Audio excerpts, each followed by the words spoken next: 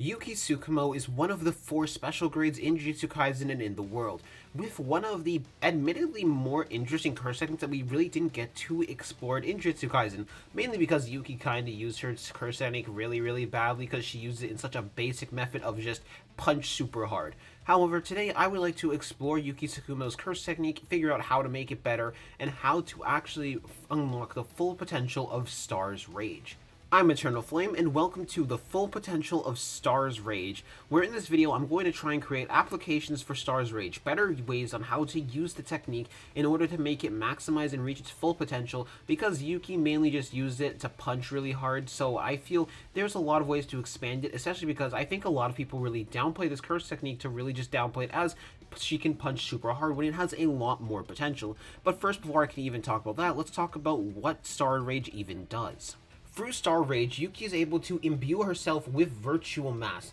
as well as imbue her own Shigami named Garuda with virtual mass, allowing it to become one of her own curse tools. That Garuda and herself are the only targets of Star Rage. However, with Star Rage, there seems to be 2 massive problems with this curse technique that does make it not as viable in fights, but it still has some pretty good viability. Number 1, it currently, or at least the way Yuki uses it, is mainly a close combat type of technique. While she does have Garuda for one single range attack, she mainly is a close combat based fighter, which ends up feeding into the secondary weakness that this curse technique has, which the secondary weakness is the fact that its effect seems to be massively weakened when Yuki takes a bunch of damage, which admittedly this is more likely because Yuki had to spend a good chunk of cursed energy into actually healing herself with RCT, but we do know that after Yuki got hit with Kenjaku's domain and got slammed into the ground, her attacks did massively less damage in comparison to before, when Yuki beforehand was able to rip through Kenjaku's arms with just punches.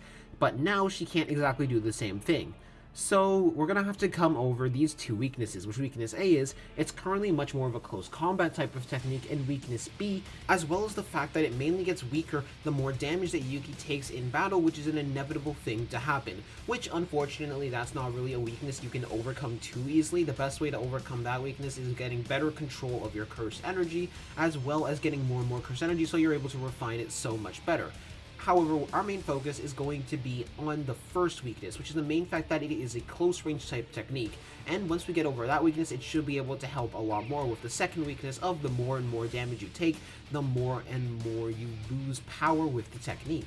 Now in my mind, I've come up with 3 total possible methods for how they could end up coming up and over this potential weakness, which the first method is probably the easiest. It's literally just getting better curse energy reinforcement, but that's pretty simple. So yeah, let's get into the second method. Now we know directly it is possible to infuse this curse technique into curse tools. So this is where I think Yuki should get a new curse tool, which this new curse tool is literally just going to be a bow and arrow. I genuinely think that she should pull what Kamo no Toji does with her own curse tool, which is going to be a bow and arrow. Now, unfortunately for Yuki Tsukumo, she will not be able to control the direction the arrow is going, because that's a specific combo thing, because all of those arrows are specifically dipped in Kamo's blood. However, she will be able to at least control the general weight of the arrows. And there's something very interesting about her technique when it comes to things like her own curse tools. On Garuda, Garuda's weight is also not slowed down despite the virtual mass, which means if Yuki were to increase the virtual mass on a bunch of arrows, she could fire off a bunch of incredibly weighted arrows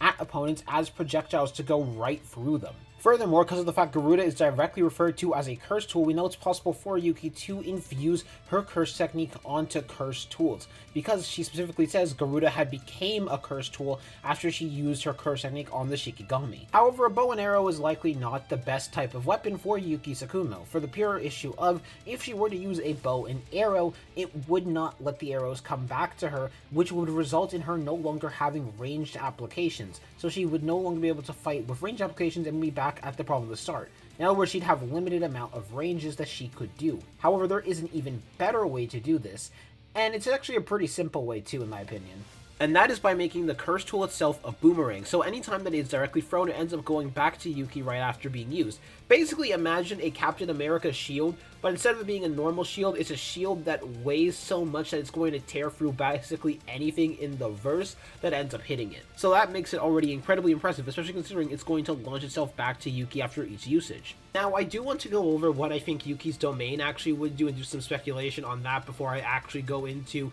some more crazier applications for Yuki's technique after we make an assumption about it. Purely because I feel going over what I think her domain would do would be incredibly useful for this entire video. What I believe the sure hit of Yuki's domain does is it massively increases the weight and virtual mass on an opponent, forcing them to not be able to move whatsoever and allowing Yuki to completely bombard the opponent with her completely physically overpowering mass-based hits. That would also be amplified by 120% for being in a domain expansion itself. Now, while there are much more lethal domains that I could see Yuki pulling off, this one just feels the most in character for Yuki to have, considering Yuki is an entire brawler type of character. So I think she would have a domain that basically forces someone to sit still and allows Yuki to constantly hit them while they're stuck inside of the domain, rather than something else that's really insane. And now we're going to go into the full potential and the full insane potential that might be capable through Star's Rage. And we're going to have to make one assumption through Star's Rage. In the early half of the video, I was making the assumption that Yuki can only use her curse technique on herself and curse tools,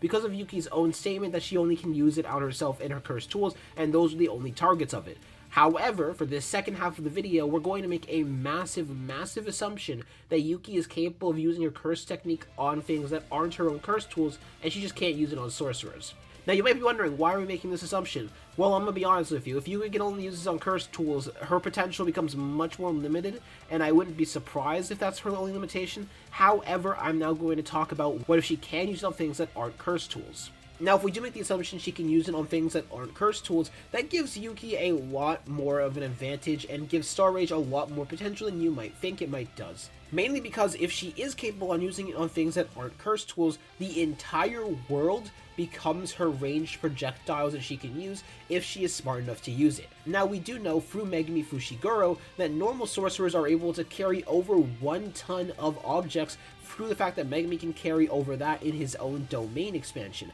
and that's only using curse energy reinforcement to help himself. And while Megumi is strong, he is no Yuki Tsukumo, who's a lot stronger than him, so Yuki will be able to lift a lot more objects. However, Yuki doesn't even need to be able to lift that many objects to begin with. For example, Yuki could very much just break the ground with a punch and start to pick up a bunch of the rubble before imbuing it with virtual mass and throwing it at an opponent. Yuki herself is not affected by the virtual mass after all, and same with Garuda, so same thing should happen here, because they are not affected by the virtual mass, so they should be able to throw and still have the same impact as if you're getting hit by something that weighs much more in comparison. Furthermore, you can also add in a delayed factor through binding vows in order to delay the technique's activation time after it's thrown after a certain period of time, in order to give it even more power. So for example, just imagine a small rock being thrown at you that weighs the same amount as a truck does, or even worse. That is something that Yuki should be very capable of doing, and it turns the entire world into her oyster. Furthermore, she can do this with larger rocks too, in order to make it so it's harder for people to avoid the attacks. And this would likely be better with smaller projectiles, because she could make several small projectiles that all weigh large amounts, but it would still be really useful and really good for her to use in combat, because it would be very useful for overcoming one of her drawbacks that she already has. Furthermore, we're now going to talk about the potential of a reversal of her curse technique. Now, while not all curse techniques have the potential of a reversal or an opposite, I do believe Yuki does have the potential of a reversal, which is removing mass from things temporarily or making things weigh less instead of more. Now, this is complete headcanon, much more, so if you guys want to just skip past this part, it's understandable, but through this, Yuki should be able to make things weigh less. For example, this could be used in order to give herself the ability to float by making herself weigh less than air as well, which would basically turn her into a balloon and give her a lot more mobility. Now, I'm going to be honest with you guys, coming up with ways to advance Star's Rage was a lot harder than I actually thought it was going to be, because unlike a lot of other techniques which really aren't tapped into the full potential of, Yuki has done very well to show off the full potential of Star's Rage. However, I do hope that I could have come up with some new things that you might not have thought about and you might be interested, and maybe you guys have thought of things too to use for Star's Rage that I haven't even thought of. So, I'm going to see you guys later, hope you all have a good day, peace out.